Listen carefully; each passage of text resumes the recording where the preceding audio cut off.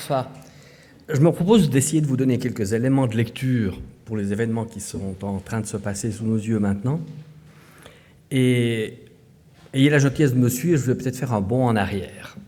Je veux dire, le premier terme qui me paraît important quand on parle de la Russie et de l'Ukraine, c'est la terre. La terre, d'abord parce qu'il y en a beaucoup, vous savez que c'est une immense masse sur notre planète, mais surtout, l'histoire de la Russie et de l'Ukraine est une histoire de recherche de terre. Paradoxalement, vous avez affaire en Russie à un pays qui a une superficie extrêmement étendue, mais la terre est pauvre. Donc le besoin de terre est permanent. Elle est pauvre, la saison de culture est très courte, et la tendance à l'émigration, au départ, est permanente. Les seules bonnes terres de l'Empire russe sont précisément en Ukraine, dans le sud de la Russie et dans le nord du Kazakhstan, ce croissant qui couvre le sud de l'Union soviétique ou de la Russie actuelle, je mets l'Ukraine de côté, qui est une terre extrêmement riche et qui a toujours appelé les paysans. Le servage, qui a duré si longtemps, puisqu'il a duré jusqu'en 1861 en Russie, était d'abord et avant tout une volonté de maintenir les paysans sur la terre. Parce que si les paysans partaient, la terre restait en friche, et le servage était une manière de les contraindre à rester sur place. Ça n'a rien empêché du tout la prise de Kazan, par exemple, au XVIe siècle par les Russes. Kazan est au sud, était un khanat tatar, va immédiatement entraîner le départ de près de 2 millions de paysans russes qui vont chercher ces terres fertiles. Nombre d'entre eux sont allés aussi en Ukraine, surtout sur la rive gauche du Dniepr. D'autres, enfin, en Sibérie, et ont petit à petit tenté de peupler cette immensité. La terre est aussi importante politiquement.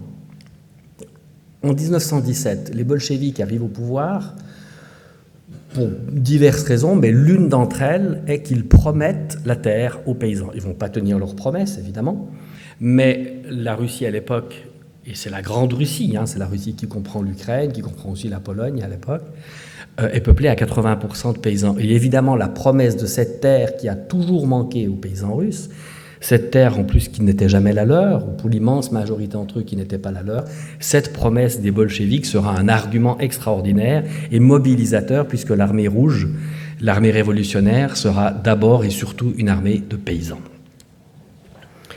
Deuxièmement, l'Empire. L'Empire russe se distingue des autres empires que nous connaissons, l'Empire français, l'Empire britannique, l'Empire espagnol, ou même les petits empires danois, hollandais, suédois, portugais, enfin portugais pas vraiment petit, l'Empire se fait par accrémentation. Vous n'avez pas une métropole et un outre-mer. Pourquoi est-ce important ? Parce que lorsque la France perd l'Algérie, lorsque le Royaume-Uni perd l'Inde ou perd les États-Unis, lorsque le Portugal perd le Brésil ou l'Espagne l'Amérique du Sud, l'Espagne reste l'Espagne, la France reste la France. En revanche, l'idée de perdre des morceaux d'empire modifie immédiatement le pays lui-même. Donc la Russie n'a pas un empire, elle est un empire. Et on a tendance à oublier, en 1991, le premier grand référendum organisé dans les règles sous surveillance de l'OSCE, d'une manière totalement libre, est organisé dans l'Union soviétique de l'époque, et la question est, voulez-vous garder l'Union soviétique ? Pas l'Union soviétique communiste avec un parti unique, etc., non, mais voulez-vous garder votre pays ? Et la réponse de la population est à 78% oui. Et en Ukraine, aussi. Pour être tout à fait précis, je veux dire que certains pays ont refusé de participer à ce référendum, comme les pays baltes ou la Géorgie, mais dans l'ensemble, vous voyez que ce pays qui disparaît, qui s'effondre une deuxième fois, la première fois c'était à la fin de la Première Guerre mondiale, ce pays est un pays qui s'effondre contre la volonté de ceux qui y vivent. Le troisième élément qui me paraît important, c'est la nature du pouvoir.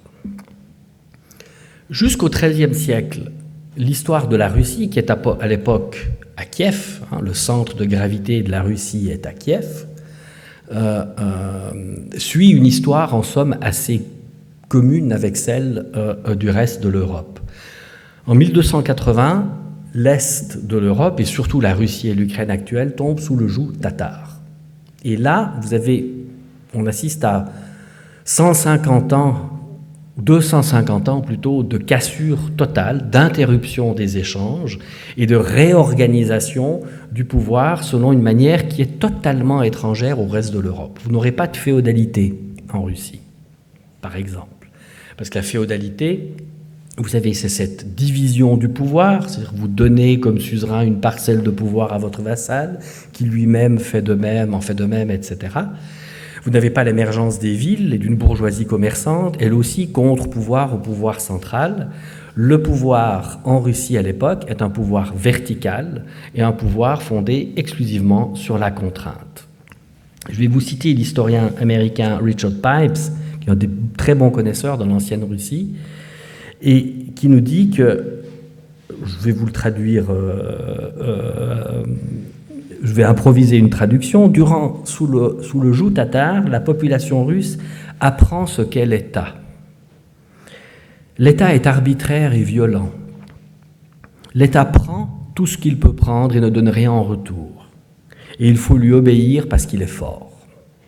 Donc il n'y a pas de légitimité dans le pouvoir, sauf l'existence même du pouvoir et du pouvoir de contrainte. Et les princes de Russie vont habilement jouer des Tatars pour se mettre de leur côté afin d'éliminer leurs rivaux, et c'est ce qui va amener l'émergence de Moscou et ce déplacement du centre de gravité de la Russie vers l'Est, vers le centre-Est, où se trouve actuellement la ville de Moscou.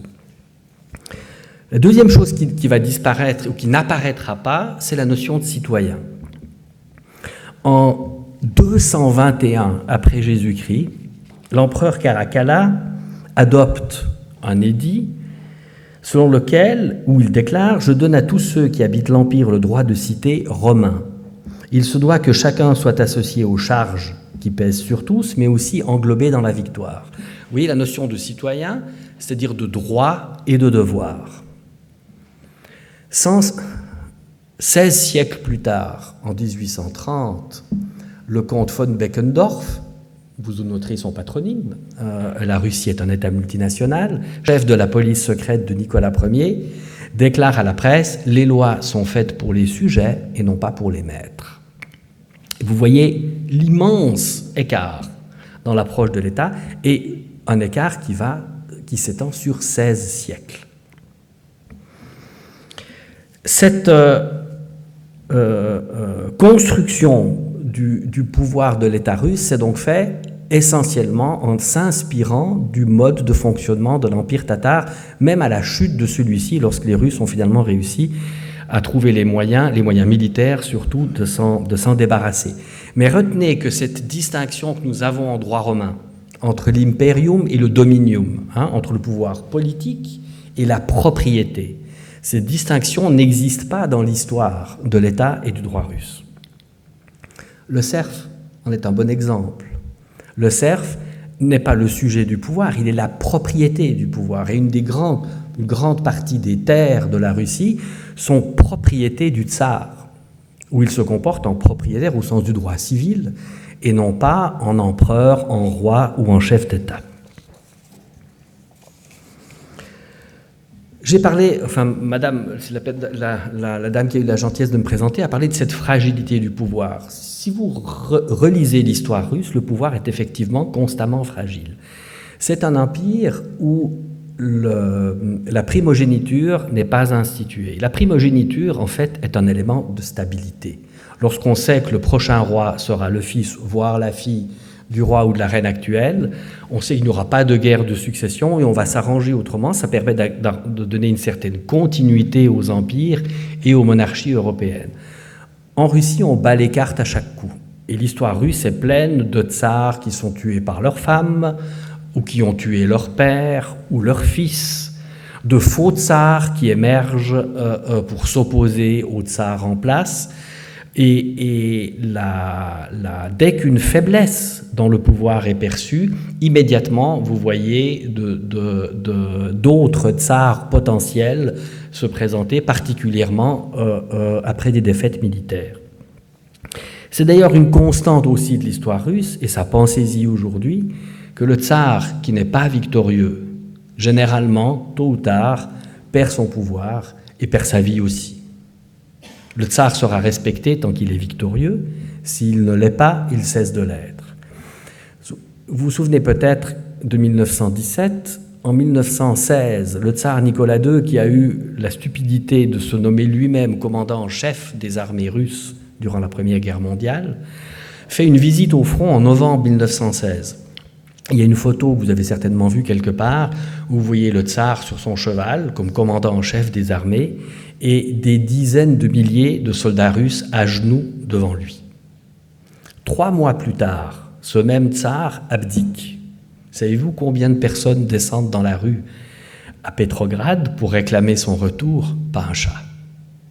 Le tsar a perdu, le tsar n'existe plus, et personne ne va réclamer son retour. Le deuxième élément de cette fragilité du pouvoir, et je vous l'ai dit, c'est un pouvoir qui toujours va éliminer les contre-pouvoirs potentiels parce qu'il les perçoit comme une menace. Cela entraîne le pouvoir à se verticaliser, mais lorsque cette verticalité est cassée, alors le pays sombre dans le chaos, et c'est ce que nous avons vu en 1917. Certains Russes diront qu'il en a de même durant les années 90. S'il n'y a pas de contre-pouvoir dans l'État, lorsque l'État s'écroule, il n'y a absolument plus rien. Ce qui a permis aux bolcheviks justement de prendre le pouvoir dans l'État, parce que l'État n'existe plus. Ils sont d'ailleurs bien employés à détruire ce qu'il en restait en 1917. Lorsque le président Poutine est élu en 2000, souvenez-vous, une de ses premières déclarations publiques était de restaurer la verticalité du pouvoir. Que voulait-il dire par là? Les années 90 sont des années qu'il est difficile de percevoir quand nous sommes en Europe de l'Ouest, parce que pour nous, à l'époque, les Russes étaient libres, donc leurs problèmes étaient réglés. En fait, la Russie s'effondre dans un espace de liberté totale, c'est vrai, mais dans un chaos social, politique, économique, voire même moral. Je me souviens d'une amie qui me disait avoir vu un cadavre devant sa maison lorsqu'elle amenait sa fille à la crèche. Elle a téléphoné à la police et la police lui a dit « il est mort, il peut attendre, il n'y a rien qui presse ». Et le cadavre est resté là plusieurs jours. Donc pour beaucoup de Russes, les années 90, c'est cela. C'est l'effondrement des codes, l'effondrement de l'espèce de morale spartiate soviétique qui n'était pas véritablement prise très au sérieux, mais qui donnait malgré tout un cadre à la vie sociale. C'est la perte de statut. Et c'est surtout penser qu'en 1993, 20 000 personnes sont mortes en Russie lors de règlements de compte entre gangs dans la rue. Donc le président Poutine est élu en 2000, il dit vouloir restaurer la verticalité du pouvoir, et c'est à ça qu'il va s'employer, à tous les niveaux. Le premier est la centralisation des finances. La Russie est théoriquement une fédération, c'est une fédération pas au sens où nous l'entendons. Les provinces, voire les républiques, dépendent exclusivement pour leur financement de l'argent de Moscou. Donc le rôle du gouverneur est d'aller chercher de l'argent à Moscou, et le gouverneur, qui n'est plus élu, autre élément de cette verticalité, mais nommé par Moscou, le gouverneur est d'abord un préfet, un représentant du pouvoir central, et qui doit s'employer surtout à plaire au pouvoir central et non pas à ceux qui pourraient être ses administrés dans un système fédéraliste. Deuxièmement, l'économie. L'économie russe, sous Yeltsin, dans les années 90, la part de l'État au PIB était de 27%. Elle est aujourd'hui de près de 75%. Et ce n'est pas à cause de la guerre, c'est un phénomène long. Les grandes compagnies nationales comme Gazprom, comme Rosneft, le pétrole, le gaz, un peu comme la France d'autrefois, avec Renault, avec la SNCF, avec Alstom, sont des joyaux de l'État et qui sont là pour exécuter les tâches de l'État et lui rapporter des revenus. Cette concentration du pouvoir va de pair évidemment avec un contrôle des médias, qui est maintenant complètement achevé en Russie, et un contrôle sur les soi-disant oligarques. Je dois vous dire que je n'aime pas beaucoup qu'on parle d'oligarques en Russie, parce qu'un oligarque est une personne qui est riche, mais qui utilise sa richesse pour exercer du pouvoir. L'Ukraine est un pays d'oligarques. Vous avez des gens très riches, parfois même qui ont une armée privée, etc. En Russie, vous avez des gens extrêmement riches, c'est vrai, mais ils n'ont absolument aucune influence politique. Au contraire, les oligarques sont les otages du pouvoir, et s'il leur est parfaitement loisible de faire de l'argent, on les y encourage même, mais gare à celui qui aura l'idée saugrenue de se mêler de politique. Là, immédiatement, la sanction sera très sévère, sous forme d'un contrôle fiscal, voire plus grave, comme comme c'est déjà arrivé à des noms que vous connaissez.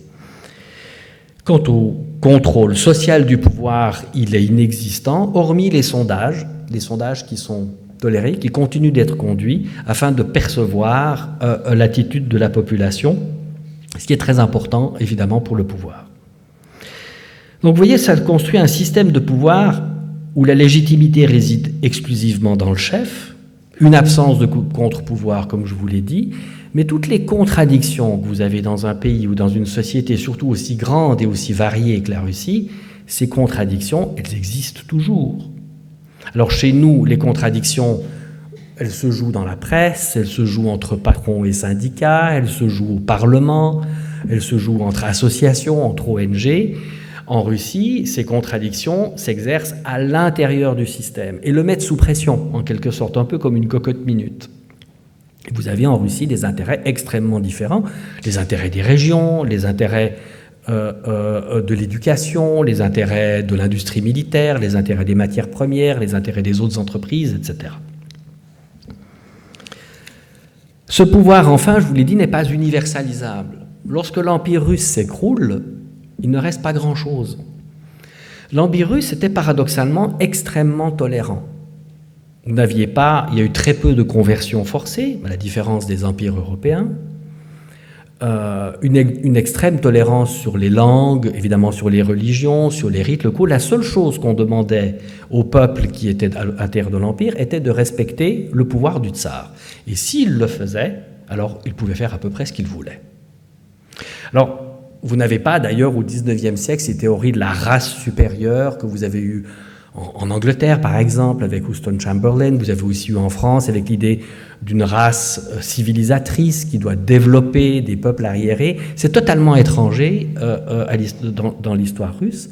Au contraire, on tolérait totalement des systèmes extrêmement divers, mais il fallait respecter le pouvoir central.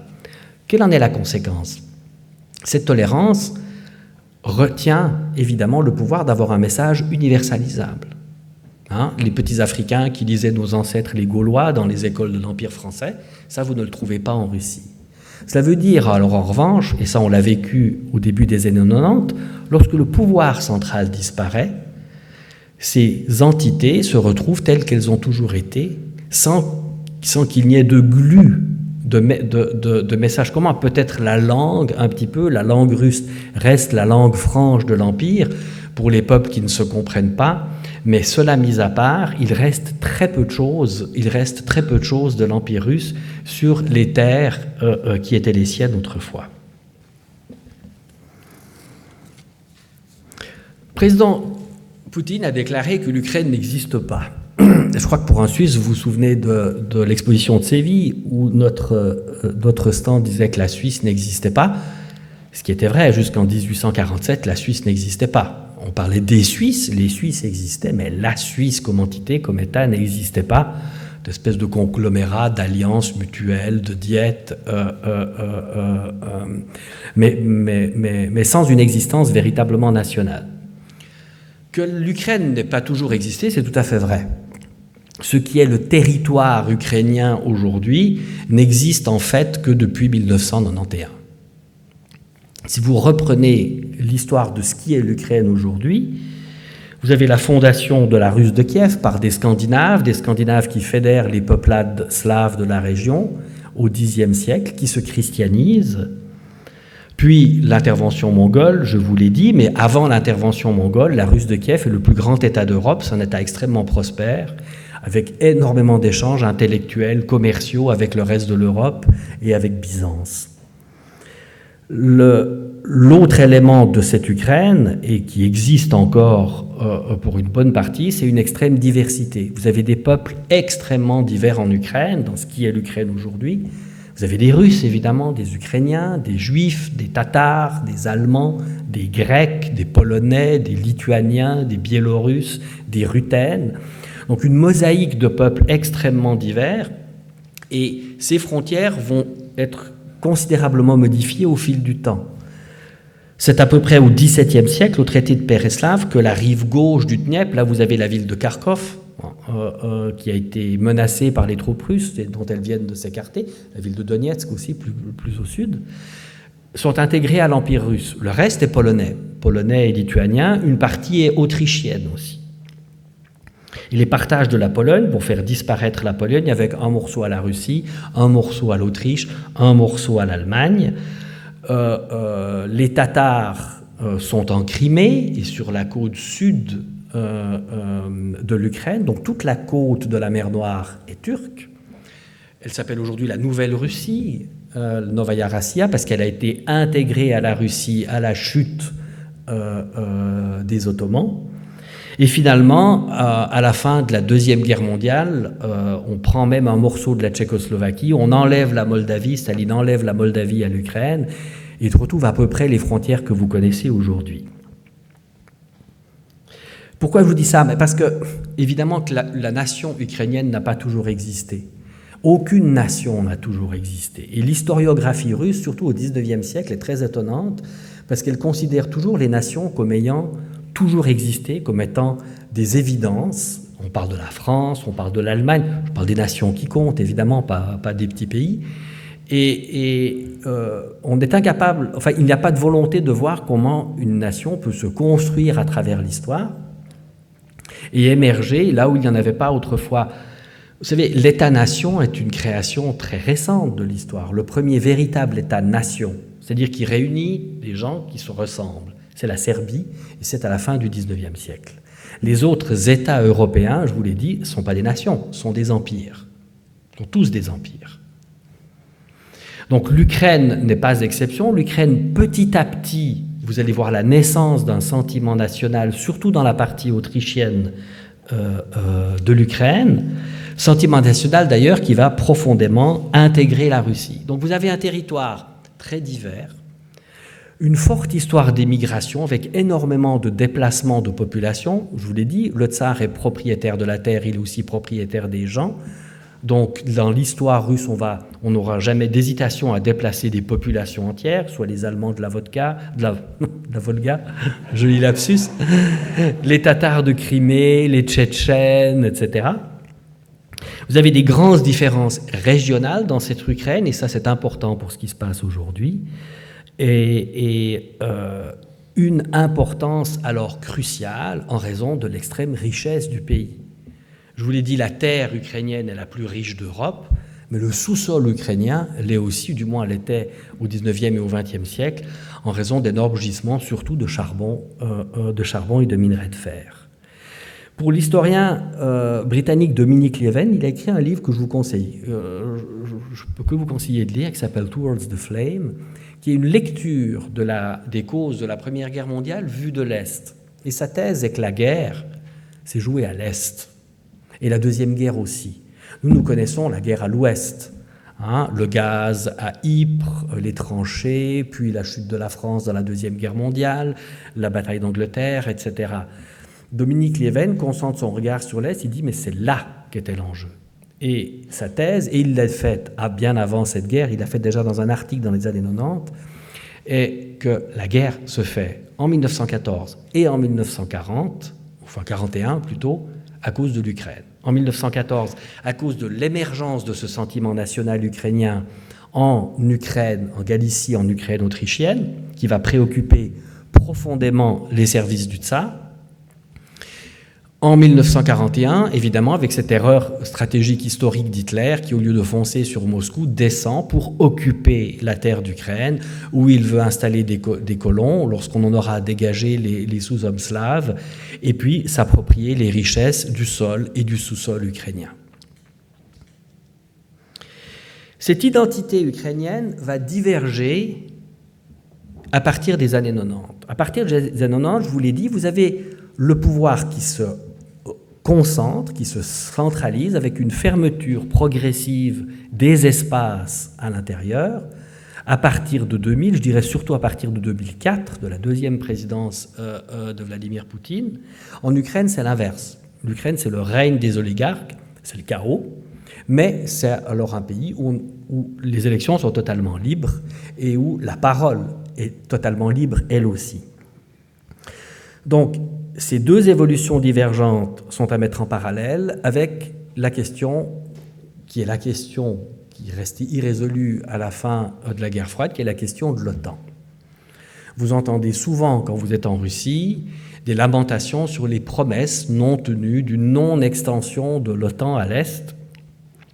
Et il est difficile de comprendre, peut-être pour nous qui sommes à l'Ouest, que l'OTAN peut être perçue comme une menace par les pays qui n'en font pas partie.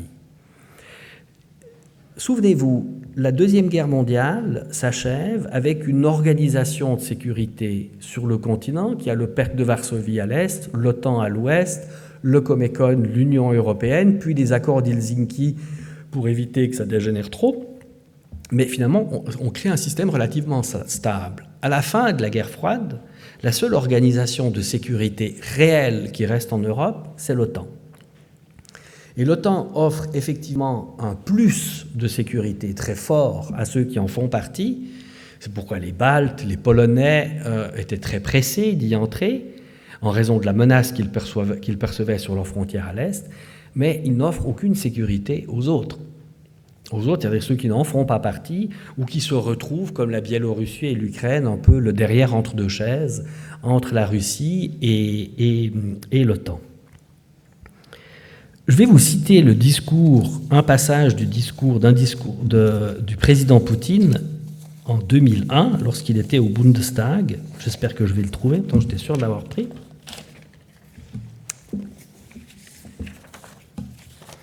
Ah, voilà. Vous voyez, ça c'est le PowerPoint du fonctionnaire. Donc il y a encore du progrès à faire.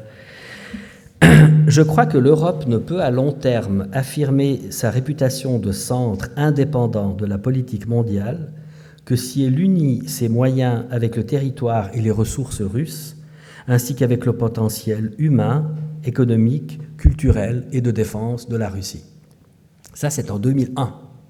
Je pense qu'effectivement, en 2001, et ça, je crois, un bref regard sur les sources vous le confirmera, il y a clairement une volonté de la Russie de s'intégrer, encore faut-il s'intégrer selon certains termes, et puis ça c'est sans doute ce qui a péché, mais de s'intégrer en Europe et l'espoir d'une indépendance stratégique de l'Europe, évidemment vis-à-vis des États-Unis ou vis-à-vis de la Chine aujourd'hui. Donc vous avez une Ukraine qui suit un développement distinct de celui de la Russie à partir de 2000. Vous avez cette extension de l'OTAN et vous avez cette attente déçue de la Russie de l'accession de l'Europe à une souveraineté de défense à l'égard des États-Unis. 2008, les politologues s'accordent aujourd'hui pour dire que c'est là que tout est perdu. Parce qu'en 2008, vous avez le sommet de l'OTAN à Budapest et le président Bush force la perspective d'adhésion pour notamment la Géorgie et l'Ukraine. Les Européens traînent un peu les pieds, ne sont pas vraiment enthousiastes, les discussions sont longues, mais ça finit par passer. Quelques mois plus tard, vous avez la guerre en Géorgie. La guerre en Géorgie, qui n'est pas une attaque de la Russie, il faut revenir en 1991, lorsque l'Empire russe s'effondre. L'Empire russe s'effondre en fait paisiblement, étonnamment pour un empire. Tous les autres empires sont morts dès la guerre indo-pakistanaise, le Kenya, l'Afrique du Sud, la guerre d'indépendance des États-Unis, la guerre d'Algérie, etc. Les seuls conflits que vous avez sont entre petites communautés, non pas entre les Russes ou le centre et la périphérie. C'est ce qui se passe en Géorgie, où vous avez une guerre civile qui se déclenche en Abkhazie, entre Abkhazes et Géorgiens, et en Ossétie du Sud, entre Ossètes et Géorgiens aussi. L'armée russe se trouve à faire un peu les gardiens de la paix, se pose sur une ligne de contact pour que les choses ne dégénèrent pas, et en 2008, l'armée géorgienne attaque l'Ossétie du Sud et donc tire sur des soldats russes. Et c'est là, évidemment, que les choses se déclenchent. La guerre, l'intervention russe et la reconnaissance par la Russie de l'indépendance de ces deux micro-républiques sur le territoire géorgien. En 2014, vous vous souvenez, c'est la chute du président Yanukovych, qui avait d'abord voulu faire un accord d'association avec l'Europe, puis qui a changé d'avis. Vous avez le Maïdan, vous avez une pression de la rue, et je dois vous avouer, j'étais aux affaires à l'époque, la lecture qu'on avait dans la presse était du peuple ukrainien qui se soulève contre un vieux président corrompu et autoritaire. En fait, quand vous étiez en Ukraine, ça ressemblait plutôt à une guerre civile. Vous aviez précisément dans cette Ukraine diverse des gens qui ne voulaient pas choisir, ou alors qui ne voulaient pas choisir l'Union européenne. Le fait de faire cet accord d'association avec l'Union européenne coupait l'Ukraine de ses liens économiques avec la Russie, et pour une bonne partie des Ukrainiens, notamment ceux qui vivaient à l'Est, c'était quelque chose d'inacceptable. Je me souviens, à Donetsk, qui se trouve aujourd'hui dans une de ces pseudo-républiques séparatistes, il y a aussi eu des manifestations, alors que le Maïdan se déroulait à Kiev, mais c'était des manifestations anti-Maïdan. Donc il y avait un anti-Maïdan dans certaines régions d'Ukraine. L'Ukraine n'était pas unanime derrière ce choix entre regarder à l'ouest ou regarder à l'est. Et j'avais fait plusieurs voyages durant cette période. Vous vous souvenez, nous avions la présidence de l'OSCE, et la question ukrainienne, la question de la neutralité ukrainienne, de la fédéralisation de l'Ukraine, la question des langues, évidemment, cette très malheureuse loi sur les langues qui dégradait la langue russe alors qu'elle était la langue maternelle de près de 40% des habitants de l'Ukraine. Toutes ces choses-là ont contribué à faire pourrir une situation et à éviter cette émergence de ce qui nous paraît normal à nous aujourd'hui, Suisse, d'un État plurinational auquel nous pouvons tous nous identifier. Je pense que si on nous avait demandé de choisir en 1914 entre la France et l'Allemagne, on aurait certainement fait éclater le pays. Le président Zelensky a été élu, et je suis convaincu qu'il a véritablement voulu régler le conflit. Ça a été extrêmement difficile, et là, s'il n'y est pas arrivé, le Parlement était très réticent. Et encore une fois, il y a des intérêts très divers et des intérêts très puissants en Ukraine. Et puis cette guerre a éclaté. On me demande souvent, mais pourquoi maintenant ? Je ne sais pas pourquoi maintenant. Elle aurait pu éclater il y a 3 mois ou dans 3 mois. Vous lisez énormément d'informations non vérifiables sur les réseaux sociaux ou dans les médias. Je voudrais juste relever une chose. Lorsque la Russie a reconnu l'indépendance des deux pseudo-républiques de Donetsk et de Lugansk, souvenez-vous de la réaction américaine. Elle a été extrêmement mesurée. Ce n'est qu'après l'attaque, après l'invasion, que la réaction américaine s'est durcie. Alors que la reconnaissance de ces républiques était la mort définitive des accords de Minsk, qui prévoyaient précisément l'intégration, le respect de l'intégrité territoriale de l'Ukraine, mais avec un aménagement constitutionnel et législatif particulier. En reconnaissant l'indépendance de ces républiques, les accords de Minsk sont évidemment morts et enterrés. Le deuxième facteur, je crois, qui est certainement le cas, c'est que l'armée ukrainienne s'est considérablement améliorée depuis 2014. En 2014, elle était au bord de l'effondrement.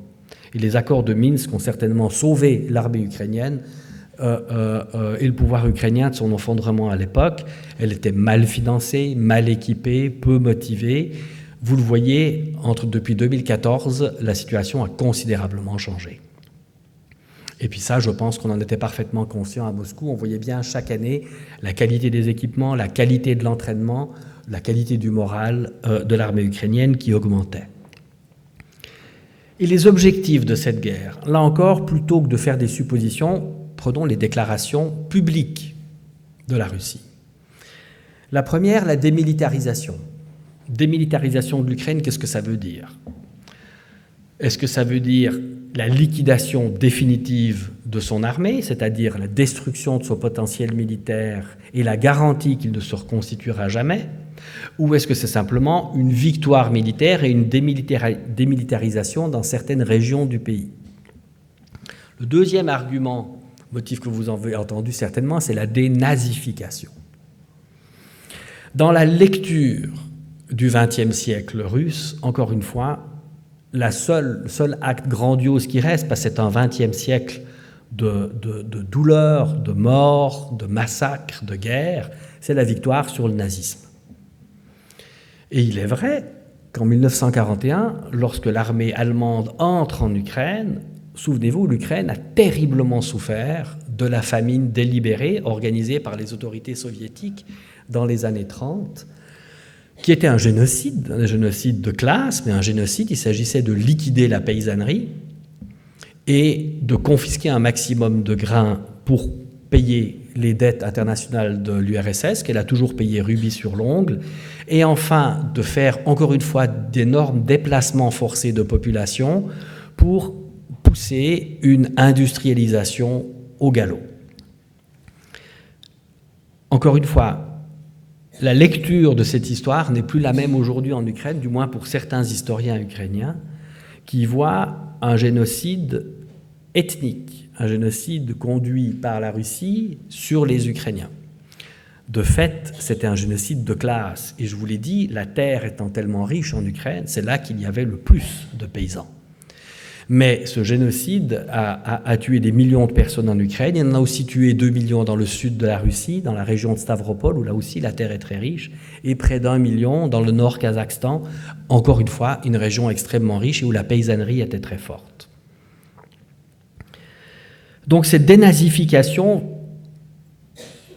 dans l'esprit, dans la lecture du langage officiel, c'est que tout ennemi de la Russie est un nazi, puisque la Russie s'est battue, l'URSS, contre les nazis en 1941. S'opposer à la Russie, par nature, faites-vous un nazi, surtout en Ukraine, où toujours dans cette lecture-là, les Ukrainiens ou certains Ukrainiens ont collaboré avec l'occupant. Juste un petit mot à ce sujet.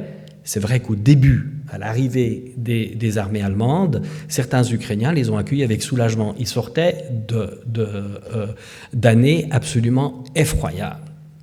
Seulement, ils se sont vite détrompés parce qu'ils pensaient que ça ne pourrait pas être pire. Eh bien, ça a été pire.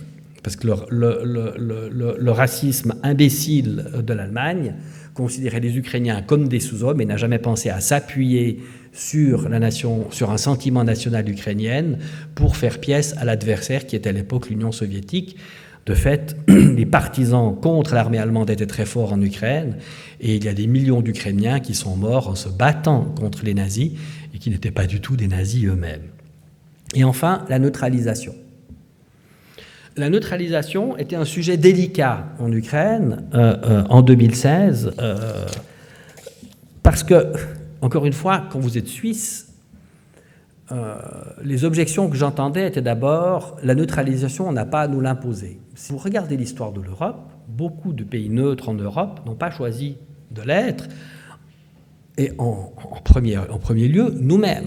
On nous a imposé la neutralité en 1815 parce qu'elle était dans l'intérêt de l'Europe. On nous a imposé une armée fédérale. Nous n'avions pas à l'époque parce qu'il fallait avoir les moyens de défendre cette neutralité.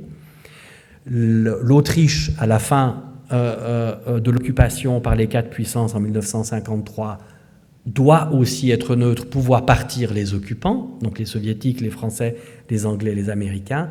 Et la Finlande, après la guerre d'hiver, ne choisit évidemment pas d'être neutre. C'est le seul moyen pour elle de garder son indépendance et puis, enfin, sa souveraineté sur ce qui lui reste de son territoire, ce que Staline ne lui prend pas.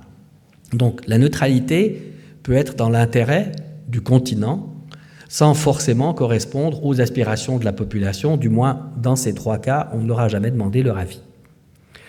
Deuxièmement, la neutralité, et là aussi nous sommes suisses, la neutralité est aussi pour nous un moyen de préserver notre unité nationale. Comme nous sommes un pays divers, il y a des forces centrifuges, et il paraissait que dans un pays aussi divers que l'Ukraine, cette neutralité et cette volonté de garder des portes ouvertes des deux côtés serait quelque chose qui serait non seulement dans l'intérêt du pays, mais aussi dans l'intérêt de l'Ukraine elle-même. En fait, j'ai senti la réticence grandir chaque année. Le fait que le conflit restait ouvert dans le Donbass, où les gens continuaient de mourir jour après jour depuis 2014, faisait que parler de neutralité était déjà présenté pour beaucoup comme une concession à la Russie. Et là, j'ai vu la neutralité qui au début intéressait les think tanks, intéressait l'administration présidentielle, petit à petit devenir un gros mot en Ukraine, du moins jusqu'à maintenant, un gros mot, tout comme le fédéralisme d'ailleurs. Vous savez que la guerre est toujours en cours, vous savez qu'il y a eu des négociations qui ont commencé, d'abord en Biélorussie, puis organisées par le président Erdogan à Istanbul. Ces négociations maintenant n'avancent pas vraiment, sont suspendues. S'il y a des contacts, ce sont de brefs contacts Zoom. Les 4 points essentiels de ces négociations, ceux-là restent toujours les mêmes. Le premier sont les sanctions. La Russie veut qu'un règlement de la guerre avec l'Ukraine s'accompagne d'une levée des sanctions qui, contrairement aux déclarations officielles, font mal à la Russie et feront de plus en plus mal au fil et à mesure que le temps va passer. Mais vous le voyez, la Russie, là, attend de l'Ukraine quelque chose que l'Ukraine ne peut pas lui donner. Ce sont des négociations bilatérales. L'Ukraine, évidemment, ne peut pas offrir à la Russie la levée des sanctions. Pour ça, il faudrait l'accord des Occidentaux, des Américains et de l'Union européenne notamment. En revanche, l'Ukraine, elle, veut bien parler de neutralité, mais elle leur demande des garanties. C'est vrai qu'être neutre ne vous protège pas d'une agression. Les Belges le savent bien, puisque 2 fois de suite, ils étaient neutres et ils se sont fait envahir par l'armée allemande, jusqu'à ce qu'ils jettent l'éponge, disent « bon, finalement, on sera peut-être mieux dans l'OTAN, parce que la neutralité ne nous a pas protégés ».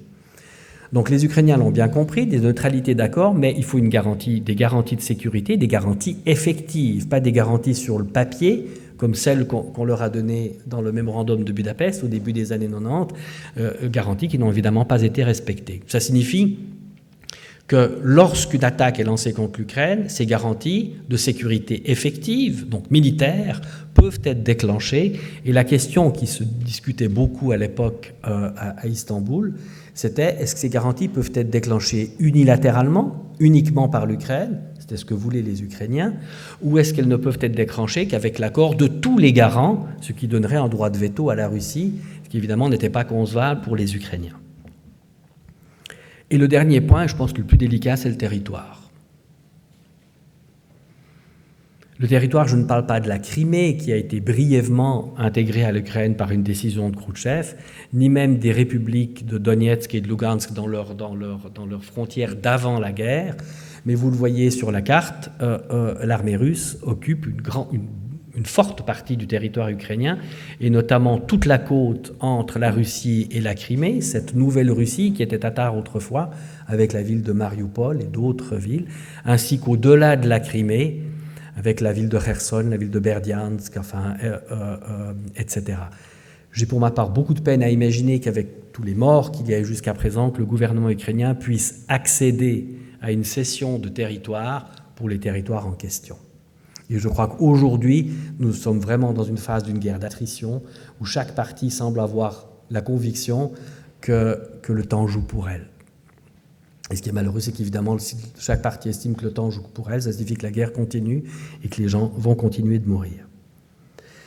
Quant au résultat, puis ça va être ma conclusion, le résultat pour la Russie, et je crois qu'il est catastrophique. Ce à quoi nous assistons à une tragédie pour l'Ukraine, évidemment, mais aussi une tragédie pour la Russie, voire une tragédie pour l'Europe tout entière. La première est la cassure définitive entre la Russie et le reste de l'Europe. Ces sanctions dont vous entendez parler sont en fait des petits coups de ciseaux qui coupent petit à petit tous les fils qui relient la Russie à l'Europe de l'Ouest, qui est son partenaire naturel, puisque nous sommes voisins, évidemment. Et ces ponts qui sont aujourd'hui brisés prendront énormément de temps avant d'être reconstruits. Un désinvestissement, des interruptions d'échanges, des réorientations d'approvisionnement, surtout en ce qui concerne les matières premières, cela ne va pas se défaire comme par magie à la fin de la guerre. Par part, je pense qu'à la fin de la guerre, beaucoup de sanctions vont rester en place, à moins d'une défaite totale de la Russie, ce qui me paraît peu vraisemblable. Donc, ce qui veut dire que ce découplage est là pour durer.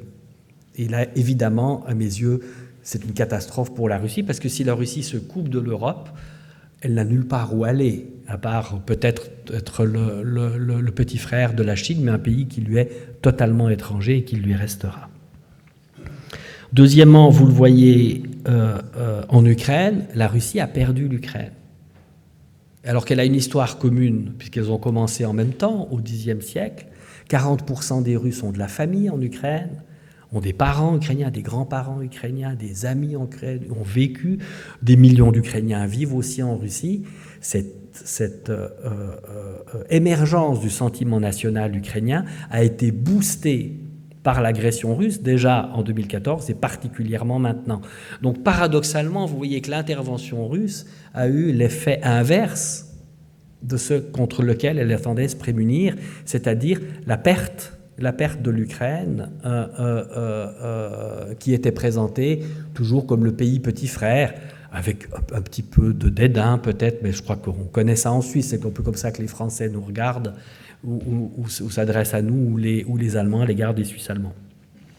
Et enfin, l'OTAN, cet OTAN que la Russie ne voulait pas voir arriver à ses frontières, eh bien, il est plus fort que jamais. Souvenez-vous, il y a 2 ans, le président Macron disait « l'OTAN est en état de mort clinique ». Aujourd'hui, qui dirait cela? Et la Finlande et la Suède ont demandé d'entrer dans l'OTAN. Et je vous avoue que je suis presque tombé de ma chaise lorsque j'ai vu des membres de partis gouvernementaux suisses qui réclamaient, l'un une adhésion à l'OTAN, l'une une coopération très étroite. C'est, à ma connaissance, la première fois depuis la création de l'OTAN en 1949 que quelqu'un qui n'est pas un original, mais encore une fois, un membre d'un parti gouvernemental réclame une chose pareille, dont vous voyez combien le monde a changé, et a changé profondément depuis le 24 février. Voilà, je suis désolé, j'étais un petit peu plus long que je le pensais. J'ai toujours tendance à parler un peu trop, mais je suis surtout ici pour répondre à vos questions, soit des compléments, soit si je n'ai pas été assez clair, ou si vous n'êtes pas d'accord avec moi, il n'y a absolument aucun problème. Mais je vous remercie déjà de votre patience et de votre attention. Merci.